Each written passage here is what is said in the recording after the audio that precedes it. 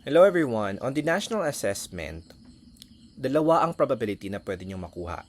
It's either servicing or merchandising. Now, this is in the form of business activities because we have three: servicing, merchandising, and manufacturing. Yung manufacturing ay hindi siya kasali sa ating national assessment. Okay? And even, of course, sa ating institutional assessment. Kasi nga, hindi na siya kasali sa national assessment, hindi natin siya sasali doon sa institutional assessment. And it involves really advanced accounting already. So, it's either of the two ang pwede nyong mabunot. Okay? Hindi naman mabunot technically. So, pwedeng ang assessor mismo ang magbibigay based siguro doon sa seating arrangement ninyo, dan dapat hindi magkadikit na parehong servicing, so ganun ang gagawin niya. Okay? Again, in terms of the forms of business activities, dalawa ang pwede nyong makuha. At isa, ibig sabihin, either of the two. It's either servicing or merchandising. Now, this is in the form of business activities. Now, we will go to the form of business organizations. Pagdating sa servicing, anong klase ng business organizations ang itatakal or gagawin? Pagdating sa servicing, ang itatakal ay all about partnership. At kapag naman sa merchandising, it will be all about the corporation. Kaya kapag nag-search kayo doon sa internet, it's either sa YouTube man, sa internet, or any other social media platform, interchangeable ito, makikita nyo sa mga comment section, is either servicing or merchandising daw ang lalabas. So, it's either of the two lang talaga. Either servicing or merchandising. Pero kapag nakita nyo doon na hindi nila ginamit ang servicing or merchandising, iba yung term na gagamitin nila. It's either partnership or corporation. So, ang iba sasabihin ay nakuha ko partnership, ay nakuha ko corporations. Kaya kapag binanggit doon na partnership, automatically, yung iisipin nyo dapat na form of business activities ay servicing. At kapag binanggit doon ay corporation, okay, ang form of business activities na ginagawa nila ay all about merchandising. Okay? Now,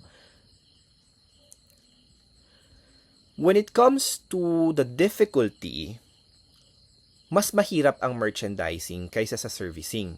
Okay?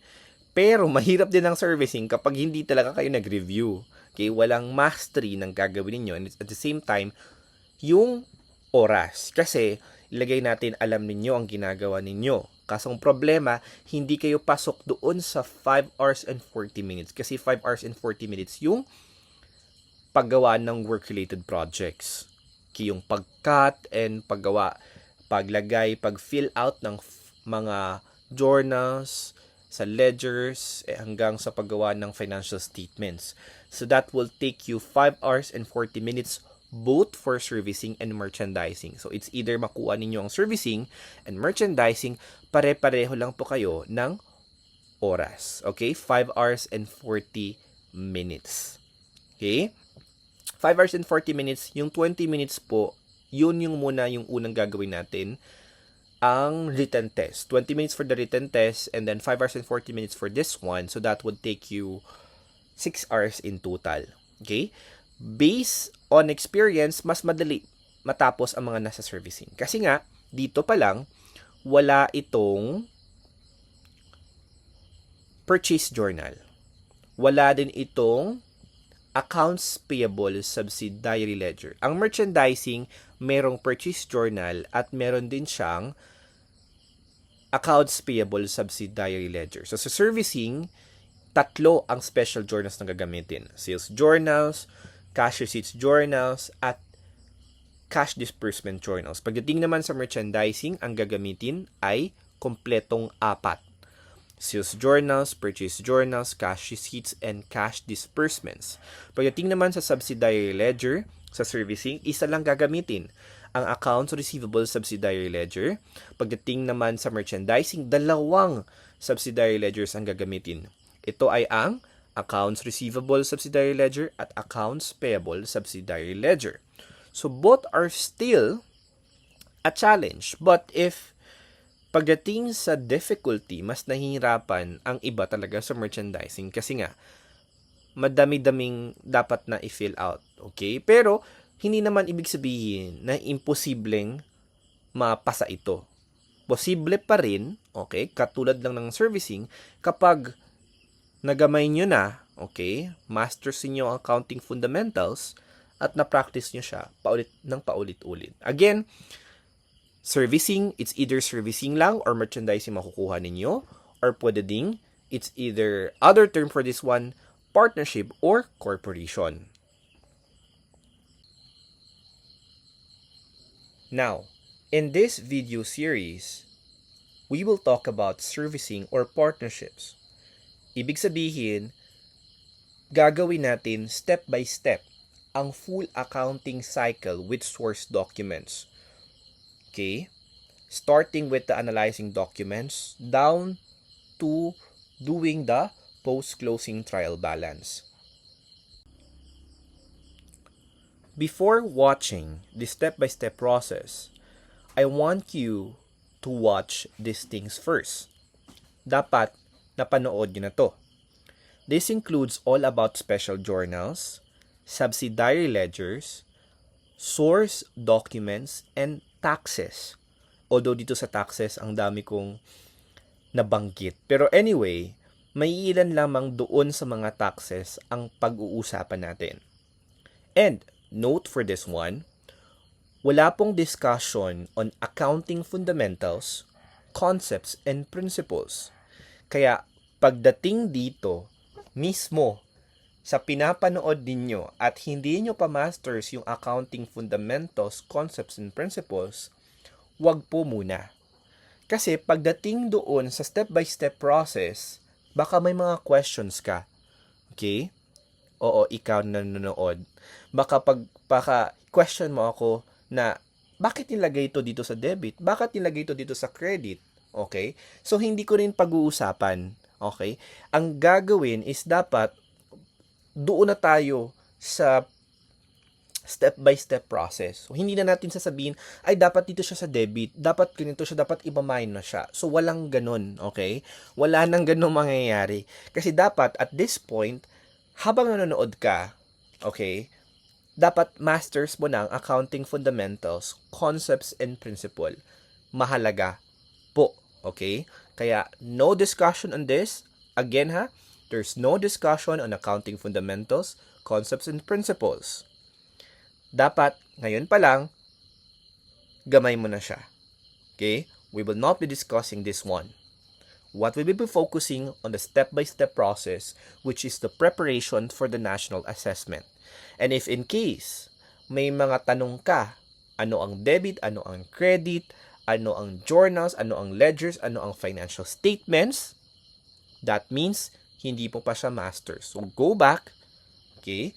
I still have the other video lectures on the basic accounting fundamentals, concepts, and principles. That's why, importante na, diba, pinagawa ko yung mga full accounting cycle. Pero yung full accounting cycle nga, yung pinagawa ko, walang source documents. Mas mahalaga yun na malaman natin at magawa natin so that we can build critical and logical thinking. Kasi importante yun siya. Okay? That's all. Okay? These are the things to master before watching the step-by-step process of full accounting cycle with source documents. First would be the concepts and principles. Here, sa concepts and principles, pinag-uusapan natin ang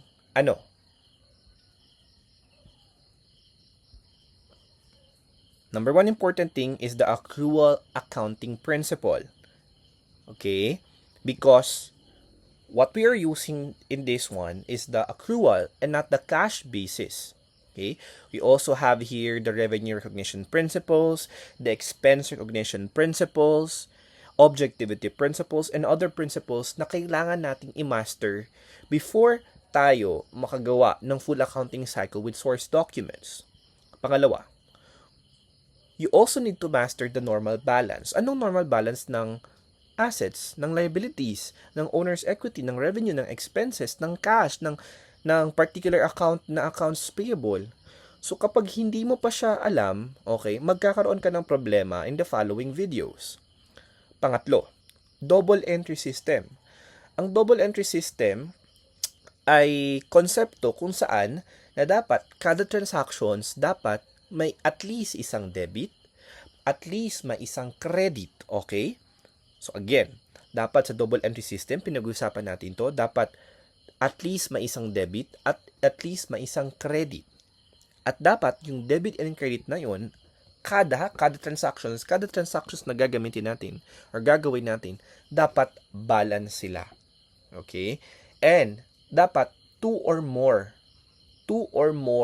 accounts ang involved. Of course, kasi nga from the logic na dapat isang debit at isang credit, so ibig sabihin dalawa or more accounts ang involved. So kung dito pa lang yung pinag-usapan ko ngayon, hindi mo na alam, so go back. So dapat kada transactions daw, kada record mo, dapat may at least isang debit, may isang credit at dapat balance sila. Dito din, masters nyo dapat ang accounting cycle. Pinagawan ko na kayo ng accounting cycle, okay, sa mga nanonood sa akin sa pagdating sa what you call this, sa online class, okay, accounting cycle, ginawa na natin tong accounting cycle na to, pero nga walang source documents. So, dapat masters nyo na, okay. Para sa inyo, na nanonood, if ever pinapanood nyo ito for the bookkeeping refresher course, dapat masters nyo din to, okay, based sa mga video lectures na pinaprovide ko. So, kung pwedeng gawin nyo mismo, di ba, asynchronous yun siya, pwedeng gawin nyo mismo, okay, at ma-masters nyo lahat ng concepts and principles, normal balance, double entry systems, and accounting cycle. So, these are the things that you need to master before going on to our video series.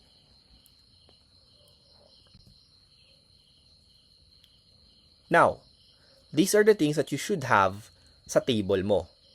Okay? Pwede naman na meron to siya sa side ng tawag natin dito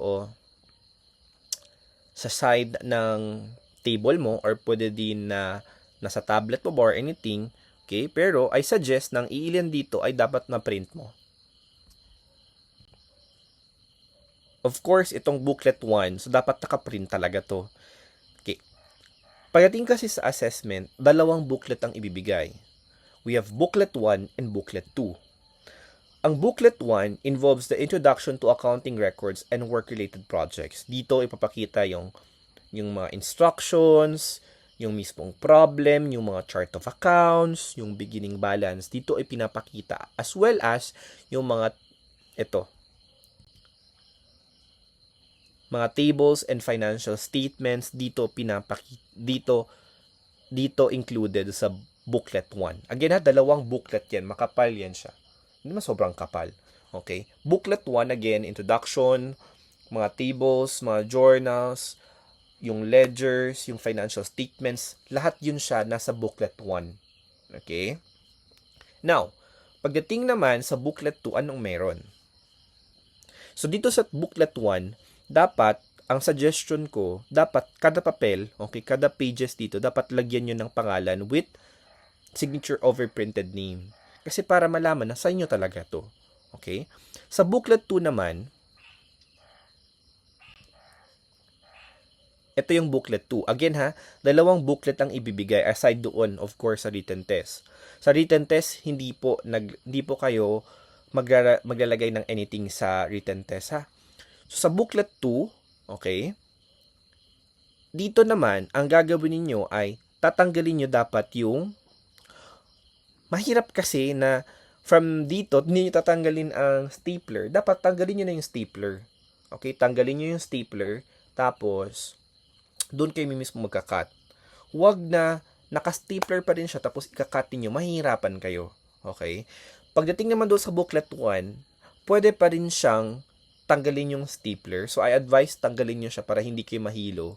Okay, pero at the end, pag natapos na kayo lahat, pwedeng gagawin niyo is dapat stapler nyo ulit.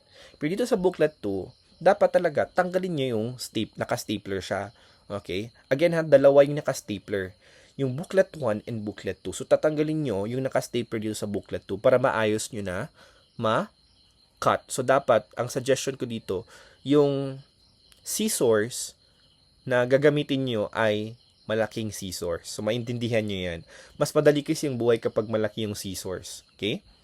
Dito naman, di ba, ang sabi ko doon sa booklet 1, nalagyan nyo ng signature over printed name. Sa source documents naman, lalagay nyo, okay, kapag na-cut na ninyo, lalagyan nyo ng initials. Kung pwede lang, lagyan nyo na lang sa pencil, it's either sa harapan or sa likod ng kada source documents. Kasi nga, ganito siya. Kapag yung assessment center na pinuntahan ninyo ay mahina yung aircon, so gagamit ng fan, na kapag may katabi man yan kayo, 1 meter apart, so kapag ganun, naghalo-halo na, kanino ba to? Sa akin ba to or sa'yo? Na magkakaroon ng problema. At hindi na siya, magkakaroon ka ng problema doon sa answer key mo kasi malilito ka na, bakit ganito, bakit itong kulang. Dapat I suggest na dapat lagyan mo ng initials. Kahit sa tawag natin dito sa pencil, sa likod or sa harap. Mas maganda ata sa likod na lang kasi para neat tignan. Doon naman sa booklet 1, lagyan nyo ng signature over printed name. Mas maganda yon kasi para hindi maghalo-halo. Pero doon sa questionnaire, sa multiple choice, ninyo dapat linalagyan siya ng, hindi nyo siya dapat lagyan ng tawag natin dito hindi siya dapat lagyan ng signature over printed name. Okay? Dapat meron yun siyang answer sheet na kung saan dapat kayo doon maglagay ng answer ninyo sa multiple choice. Aside sa booklet 1 and booklet 2 na naka-printed, okay, dapat nasa side ninyo ngayon, okay, dapat meron din kayong accounting cycle. Ito, pwede naman na hindi ito naka-print kung meron kayong other devices, okay lang, okay. Pero kung gusto nyo na wala kayong other devices, so pwede to siyang i-print. Okay, print nyo to siya, tapos ilagay nyo sa isang side para guided kayo. Kasi, dapat yung ginagawa natin ay based doon sa ating accounting cycle. So, hindi dapat na lalampas kayo dito. Okay? Dapat, hindi pwedeng lalampas kayo doon sa steps. Okay? Wait. Dito sa accounting cycle, meron tayong 9 steps. Pero itong post-beginning balance, again, hindi po to kasali ha. Hindi po to kasali sa accounting cycle. Nilagay ko lang to dito para hindi kayo malito. Kasi kapag inuuna nyo kasi na malagay ang mag-cut ng source documents, mas nakakalito siya. Kaya before cutting, again ha, before cutting the source documents, dapat mag-post na kayo ng beginning balance sa general ledger. Yun ang gagawin natin. Ang pinagkaiba nito pagdating doon sa full accounting cycle na hindi gumagamit ng source documents, kundi yung analyzing transactions, ang pagkakaiba nito ay dito mismo sa journalizing.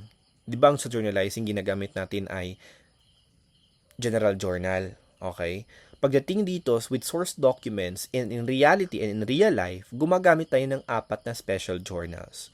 So, gumagamit tayo ng anong tawag natin dito ng special journals na sales journals, purchase journals, cash receipts, cash disbursements, yung ginagamit natin. Okay? Yun ang pinagkakaiba. Pero pareho pa din siyang accounting cycle. So, yung 4 na special journals na yun ang gamitin natin. At pagdating naman dito sa posting natin, dito sa ating ledger, okay, di ba ginagamit natin si general ledger pagdating doon sa analyzing transactions. Pero in reality is, gumagamit din tayo dapat ng account receivable subsidiary ledger and accounts payable subsidiary ledger. Yung total dapat ng accounts receivable subsidiary ledger ay dapat pareho doon sa total ng account receivable control accounts doon mismo sa general ledger at the same as well sa accounts payable subsidiary ledger. So yun ang pinagkaiba, journalizing and posting. At dito naman sa adjustments. Sa adjustments, hindi dito adjustment, dito sa adjusted trial balance. Pagdating doon sa accounting cycle natin, may ilan mga activities na merong column sa worksheets na adjusted trial balance. Okay? Dito, sa with source documents, tatanggalin na natin siya. Pero, Optional pa rin man yun sa in reality in business. Pero sa mga activities natin, wala itong adjusted trial balance. Ibig sabihin, yung tatanggalin tong adjusted trial balance, ibig sabihin, dapat naka-adjusted na siya, meron na siyang adjustments pagdating sa statement of financial performance at statement of financial position. Okay? Meron pa rin siya technically, okay, pero wala lang siyang column. Okay? Wala, again ha, pag sa worksheets, wala siyang column for an adjusted trial balance. Ibig sabihin, yung mga adjusted na balance, meron pa rin, pero walang lang column, directly mapupunta siya doon. It's either sa statement of financial position at statement of financial performance. Depende kung ano yung account. Okay? And the rest is pareho pa rin siya. So, dito ang pinagkaiba, journalizing sa posting kasi hindi tayo gumagamit. Again, hindi lang. Okay na? The word is, hindi lang tayo gumagamit ng general journal, kundi gumagamit tayo ng special journal. Sa posting, hindi lang tayo gumagamit ng general ledger, kundi gumagamit tayo ng mga subsidiary ledgers. At sa adjusted trial balance, wala tayong column for adjusted trial balance. Pero, indirectly, may adjustments pa rin siya. At may adjusted trial balance pa rin siya, pero nilalagay na natin siya kaagad sa statement of financial performance at statement of financial position. And the rest, pareho pa rin. Okay? Pareho pa rin siya. Okay? And again, in reality, ang worksheets ay optional lang. Pero ginagamit natin dito sa ating institutional and national assessment. So, dapat ito, again ha, dapat it's either nakaprint to or nasa isang device nyo. Pero yung booklet 1 and booklet 2, dapat nasa side niyo.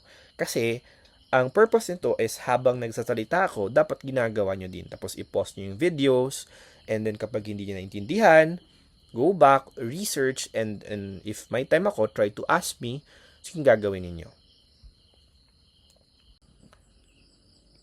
This is the decision tree that I have made. As you can see here, mga naka-dark blue ay mga source documents. We have check voucher, official receipt, check, sales invoice, source documents, and so on and so forth. Now, pag naka-green, ito yung mga journal. So we have sales, purchase, cash receipts, cash disbursements, and we also have here the general journal. Pinapakita dito kung etong sales invoice, saan siya mapupunta? Anong journal siya mapupunta? Okay? Ang nakakalito dito, itong sales invoice. Isa to sa mga nakakalito. Kasi, pagdating sa merchandising, obviously nakakalito talaga siya. Kasi nga, hindi ibig sabihin may sales invoice, isang journal na ang i-record mo. Okay? It's either mapupunta sa sales journals or sa purchase journal pagdating sa merchandising. Pero, kapag ang napili mo ay servicing, automatically kapag may makita kang sales invoice or charge invoice, pareho lang sila, mapupunta siya sa sales journal kapag servicing. Pero kapag merchandising, kailangan mo pang mag-decide. So, paano mag-decide? Okay? Ang decision na to ay ito.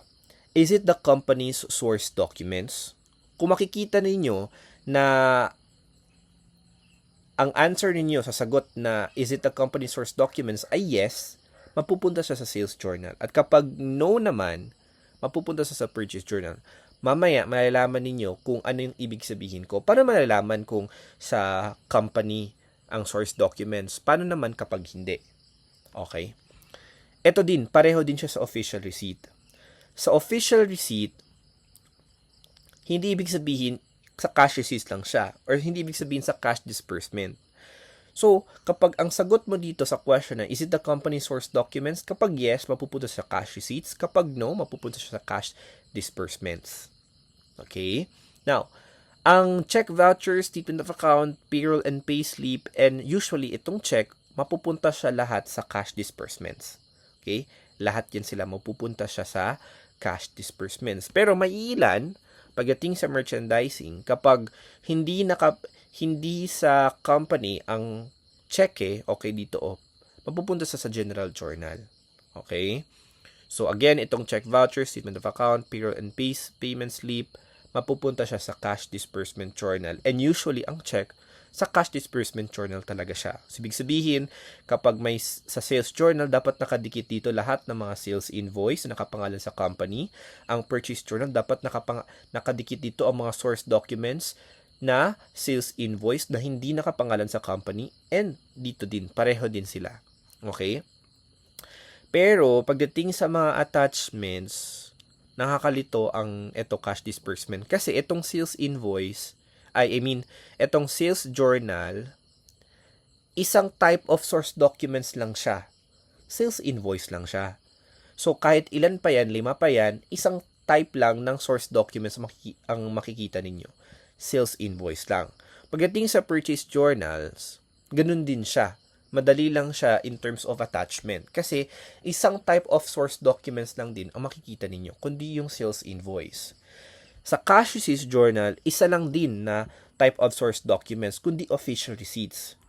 Ito ang nakakalito, ang cash disbursements. Kasi pwede siyang combination of check voucher, statement of account, payroll, and check. So, ibig sabihin, sa isang transactions, pwede na dapat yung isang transactions, tatlong dikit na source documents. Okay? So, yun. Dito naman, pag sa receiving report, ito, makikita nyo lang to siya sa merchandising. Kaya kapag may nakita kayong receiving report, automatically mapupunta siya sa general journal. At yung mga source documents beyond the date, ibig sabihin, kapag pinag-uusapan na dapat gumawa ka ng financial statements in the month of May of 2026, okay? So, kapag may mga source documents na June, July 2026 or August 2026, mapupunta sa general journal. Okay? Kaya, baka magulat kayo, for example, may makita kayong, halimbawa, may makita kayong, let's say, statement of account. Diba, sinabi dito, kapag itong statement of account, diretso siya sa cash disbursement journal. Tama naman kayo.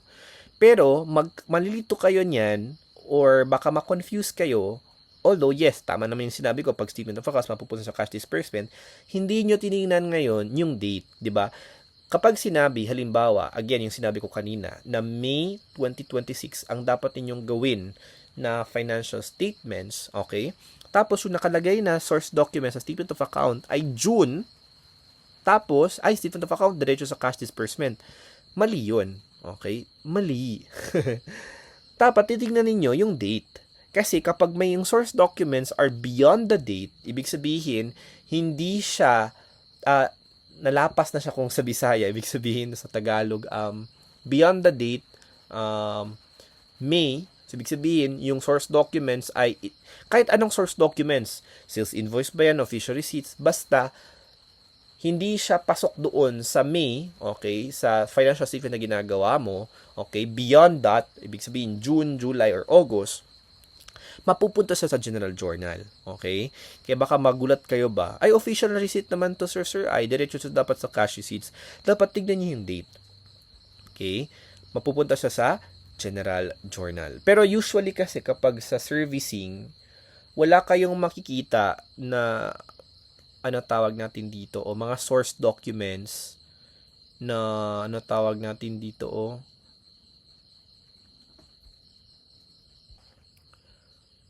what I mean is, pagdating kasi sa general journal, di ba kasi nasanay tayo kapag lahat ng mga transactions sa general journal na lang. Pero in reality, sa mga businesses, okay, yung mga source documents, again, hindi siya lahat i-record sa general journal.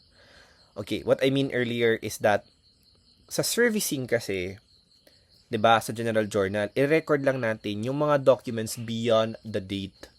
Okay?